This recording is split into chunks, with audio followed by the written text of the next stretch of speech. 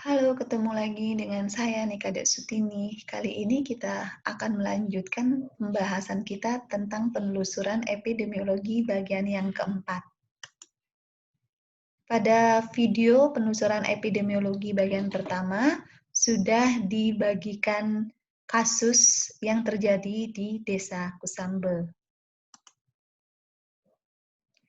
Di video penelusuran epidemiologi bagian pertama, belum mampu menjawab bahwa peningkatan kasus penyakit di Desa Kusambe adalah kejadian luar biasa. Kenapa demikian? Karena penetapan kasus sangat dini. Masih perlu dilakukan penelusuran epidemiologi atau investigasi kasus sesuai dengan tahapannya. Salah satunya adalah penegakan diagnosis kasus. Pada video penelusuran epidemiologi bagian kedua, Dinas Kesehatan dan Kepala Puskesmas sudah mampu menetapkan bahwa diagnosis kasus adalah diagnosis probable atau mungkin, di mana kasus ini adalah kasus demam chikungunya. Penetapan diagnosis kasus mungkin ini berdasarkan atas gejala klinis saja, karena hasil lab pada kasus masih negatif.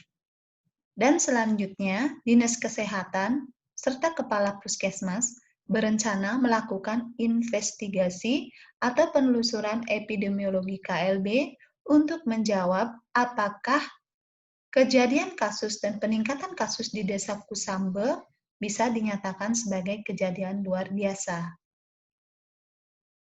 Di video penelusuran epidemiologi bagian ketiga, berdasarkan hasil penelusuran epidemiologi atau investigasi kasus dengan pendekatan penelitian epidemiologi, telah ditetapkan bahwa kasus di Desa Kusambe adalah KLB.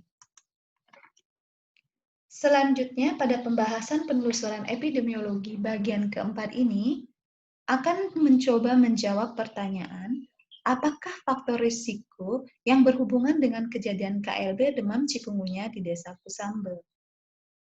Kenapa ini penting? Karena temuan ini bisa dijadikan sebagai acuan dan dasar pengambilan keputusan oleh Dinas Kesehatan maupun Kepala Puskesmas dalam penatalaksanaan kasus demam chikungunya di wilayah kerjanya. Berdasarkan hasil penelusuran epidemiologi atau investigasi kasus melalui pendekatan penelitian epidemiologi dengan rancangan case control dapat disajikan hasil analisis sebagai berikut. Pada tampil 8, hasil analisis bivariat KLB demam chikungunya di Desa Kusambe dapat dikelompokkan menjadi 13. Faktor-faktor yang terkait adalah jenis kelamin, umur, pendidikan, kepadatan dalam suatu rumah, anggota keluarga yang sakit di rumah, perilaku PSN di rumah, penggunaan kasa nyamuk, gantungan baju di rumah, tumpukan sampah di rumah sebagai sarang nyamuk, penggunaan bubuk abate di rumah, serta keberadaan jentik di TPA di rumah. Dari 13 faktor tersebut, terdapat 9 faktor yang dimasukkan ke dalam analisis regresi logistik atau analisis multivariat. 9 faktor tersebut di dalam tabel di bold berwarna hitam. 9 faktor yang dimaksud yaitu umur, kepadatan dalam satu rumah, anggota keluarga yang sakit di rumah, perilaku PSN, penggunaan kasa nyamuk, dan gantungan baju di rumah, tumpukan sampah di rumah sebagai sarang nyamuk, penggunaan bubuk abate, dan keberadaan jentik di TPA di rumah. Semua variabel tersebut memiliki nilai V-value kurang dari 0,25.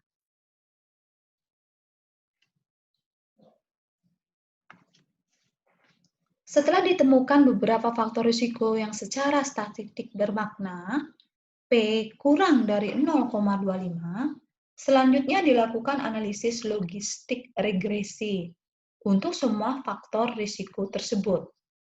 Faktor risiko tersebut adalah faktor risiko yang di bold berwarna hitam. Tujuan analisis ini adalah untuk mengetahui seberapa besar peranan faktor-faktor tersebut secara bersama-sama. Selanjutnya ditentukan faktor mana paling dominan secara statistik terhadap kejadian KLB demam cikungunya. Hasil uji multivariat faktor-faktor risiko penularan demam cikungunya bisa dilihat dalam tabel berikut ini. Berdasarkan tabel 9, faktor risiko yang berpengaruh terhadap terjadinya kejadian luar biasa demam cikungunya ada 2. Fokuskan pada faktor risiko yang di bold. Karena secara statistik, kedua faktor tersebut bermakna berdasarkan nilai P kurang dari 0,05.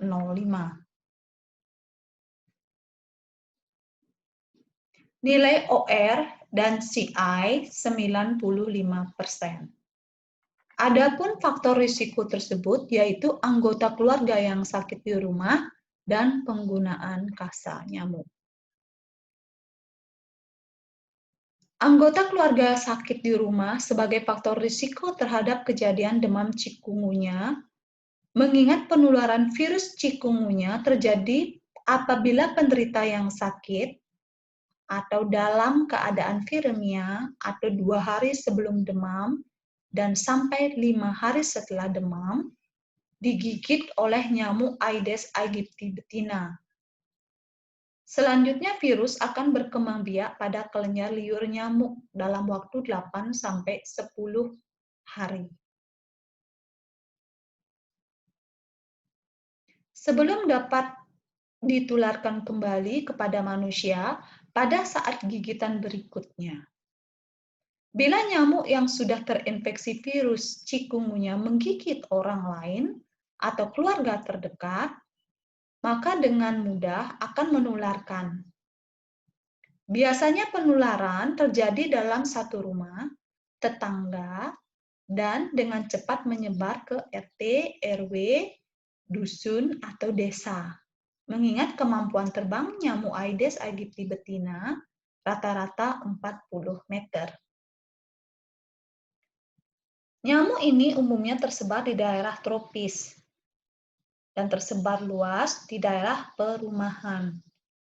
Penggunaan kasa nyamuk, terutama bagi penderita yang sakit di rumah, merupakan faktor risiko terjadinya demam cikungunya karena memiliki kemampuan untuk memutuskan mata rantai penularan kasus nyamuk ke orang lain. Wilayah kerja tidak terbukti sebagai faktor risiko demam cikungunya, meskipun nilai OR-nya 1,35.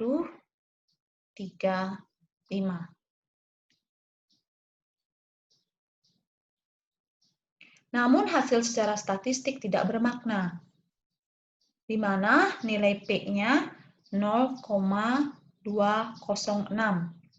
CI 95%, 0,76 sampai 3,50, sehingga bukan merupakan faktor risiko demam cikungunya.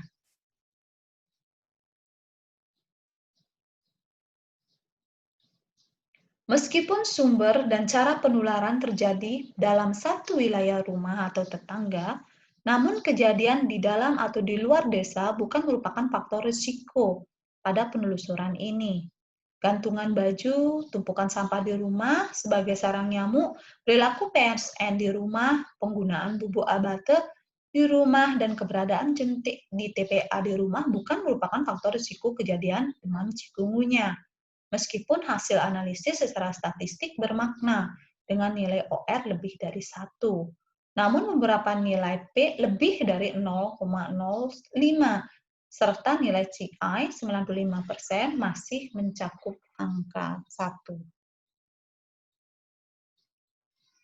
Namun demikian, perlu diingat bahwa perilaku PSN di rumah, penggunaan bubuk abate di rumah, dan keberadaan jentik di TPA Gantungan baju, tumpukan sampah di rumah sebagai sarang nyamuk juga merupakan kondisi yang mendukung perkembangbiakan nyamuk Aedes aegypti yang berperan sebagai vektor penyebar virus chikungunya.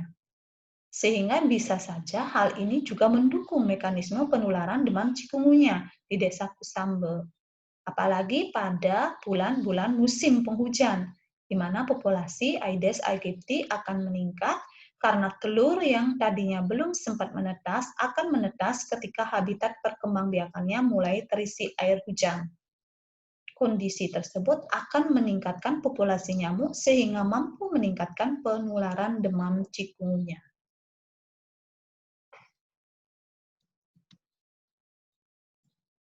Akhirnya, dari uraian data tersebut di atas, apa kesimpulan Anda untuk menjawab penyebab terjadinya kejadian luar biasa ini? Faktor risiko terhadap terjadinya KLB demam chikungunya adalah anggota keluarga yang sakit di rumah dengan nilai P 0,00 yang menunjukkan secara statistik ada hubungan yang bermakna antara anggota keluarga yang sakit di rumah dengan kejadian demam chikungunya. Adanya anggota keluarga yang sakit di rumah mempunyai kemungkinan 8,27 kali mengalami demam. Dibandingkan tidak ada anggota keluarga yang sakit di rumah. Anggota keluarga yang sakit di rumah merupakan faktor risiko terjadinya demam chikungunya dengan nilai CI 3,72 sampai 1638. Kasa nyamuk dengan nilai P 0,002 menunjukkan secara statistik ada hubungan yang bermakna antara penggunaan kasa nyamuk dengan kejadian demam chikungunya. Penggunaan nyamuk mampu menurunkan 3,99 kali mengalami demam chikungunya dibandingkan tanpa menggunakan kasa nyamuk. Penggunaan kasa nyamuk merupakan faktor risiko terjadinya demam chikungunya dengan CI 95% berada pada rentang 1,63 sampai dengan 9,7.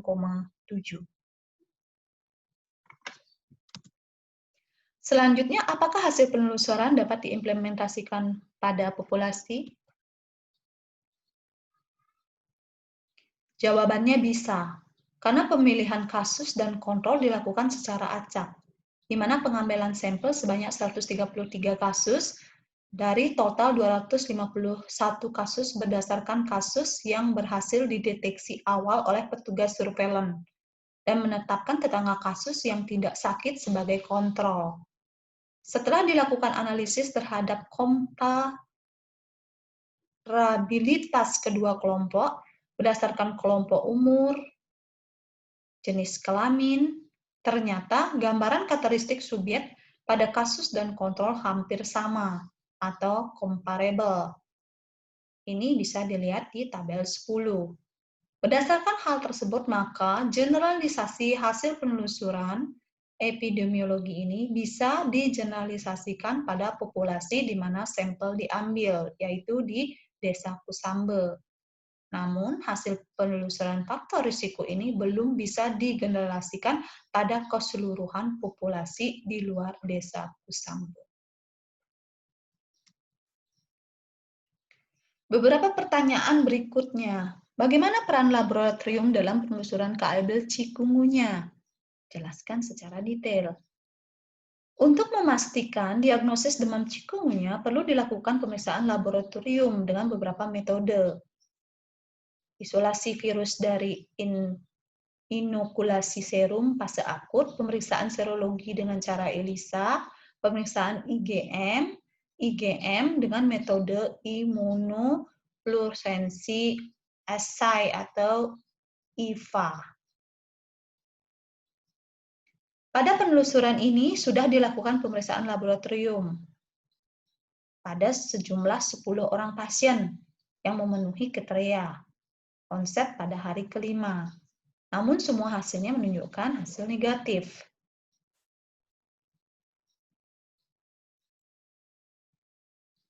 Sehingga dapat disimpulkan, pemeriksaan laboratorium belum berperan dalam penelusuran kasus demam cikungunya di Desa Kusambe untuk menegakkan diagnosa pasti. Apakah kemungkinan kelemahan-kelemahan penelusuran KLB ini? Ada beberapa. Pertama, penetapan kriteria diagnosis yang sensitif dan spesifik secara klinis untuk penyakit demam cikungunya sulit dilakukan. Sehingga pada kasus ini, penetapan kasus berupa kasus mungkin. Penelusuran ini dilakukan pada rentang waktu yang cukup lama, yaitu April 2014, sedangkan kasus awal sudah dilaporkan pada bulan Desember. Data hasil penelusuran faktor risiko tidak akurat, terutama antara kelompok umur dengan jenis pekerjaan, serta pendidikan sehingga akan mempengaruhi hasil analisis data ketika menentukan faktor risiko kasus.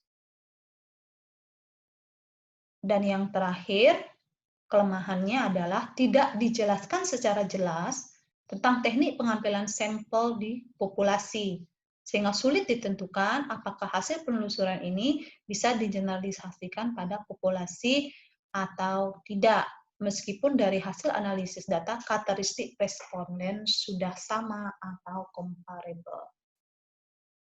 Bagaimana tindak lanjut setelah ada hasil dari investigasi kasus ini? Setelah dilakukan penyelidikan epidemiologi yang meliputi penegakan diagnosis kasus, distribusi kasus berdasarkan orang, waktu, dan tempat, serta pengkajian faktor risiko sampai ditetapkan sedangkan terjadinya KLB, maka langkah selanjutnya yang harus dilakukan adalah perencanaan upaya penanggulangan kasus. 1. Penanggulangan kasus. Penanggulangan KLB demam cikungunya dilaksanakan terhadap 3 kegiatan utama, yaitu penyelidikan KLB, upaya pengobatan dan upaya pencegahan KLB, serta penegakan sistem surveillance selama periode KLB demam cikungunya. Demam cikungunya belum ditemukan obatnya, sehingga pasien dapat sembuh dengan sendiri sehingga pengobatan bersifat simptomatis, dengan pemberian obat penurun panas dan obat penghilang nyeri serta beristirahat selama fase akut. Untuk memutuskan mata rantai penularan kasus nyamuk ke orang lain, perlu dilakukan tindakan yang sama dengan upaya pemberantasan KLB demam berdarah dengung atau DBD, yaitu gerakan pemberantasan sarang nyamuk, pemberian larvasida, memelihara pemakan jentik, perlindungan diri menggunakan obat nyamuk, dan penggunaan kelambu terutama penderita yang sakit di rumah agar tidak digigit nyamuk dan menularkan kepada orang lain. Ini sesuai dengan hasil analisis multivariat bahwa penggunaan kelambu merupakan salah satu faktor yang berhubungan dengan kejadian cikungunya di Desa Kusambe. Selain itu, pada daerah terjadi KLB di Desa Kusambe dilakukan pengasapan atau fogging untuk membunuh nyamuk dewasa terinfeksi yang dilakukan di daerah KLB sebanyak 2 kali pengasapan dengan interval 1 minggu. Selain upaya penanggulangan, kegiatan surveillance ketat pada kasus KLB juga perlu dilakukan. Dilakukan survei kasus, di mana perkembangan kasus demam cikungunya setiap hari disampaikan ke Dinas Kesehatan Kabupaten Klungkung. Dilakukan analisis mingguan terhadap perkembangan kasus.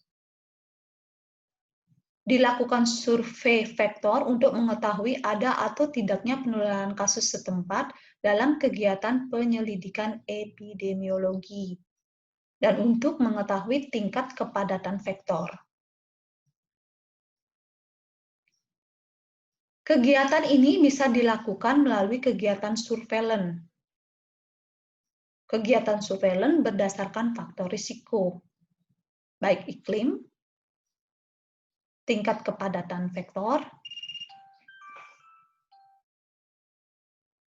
mobilisasi masyarakat, dan selain itu kegiatan ini dapat digunakan sebagai evaluasi kegiatan pemberantasan sarang nyamuk PSN yang dilakukan oleh masyarakat melalui kegiatan pemantauan jentik berkala atau PJB.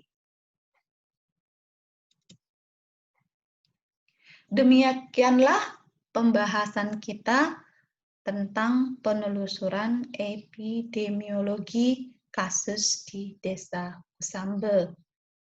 Jadi dapat disimpulkan bahwa dalam penetapan kasus KLB atau kejadian luar biasa, perlu dilakukan investigasi kasus atau penelusuran epidemiologi melalui pendekatan penelitian epidemiologi.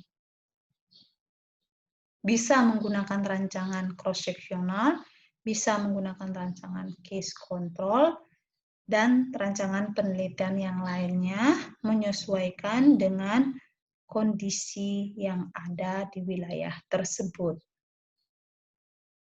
Dan akhirnya bisa disimpulkan dari proses penelusuran epidemiologi, kejadian kasus di Desa Kusambe dinyatakan bahwa kasus tersebut adalah KLB. Dari penelusuran epidemiologi dan penelusuran faktor risiko, disimpulkan dari 13 faktor risiko yang ada 2 faktor risiko yang berpengaruh terhadap kejadian KLB di Desa Kusambe. Hasil penelusuran epidemiologi ini, terkhususnya faktor risiko, sangat bermanfaat bagi pengambil keputusan, baik dinas kesehatan maupun puskesmas dalam penatalaksanaan kasus. Kira-kira demikian yang bisa disampaikan terkait dengan penelusuran epidemiologi kasus fiktif kejadian penyakit demam chikungunya di Desa Kusambe. Mudah-mudahan apa yang disampaikan bisa dipahami dan bisa dijadikan panduan ketika melakukan investigasi kasus. Pada akhir kata, saya mengucapkan terima kasih dan sampai ketemu pada video pembelajaran berikutnya.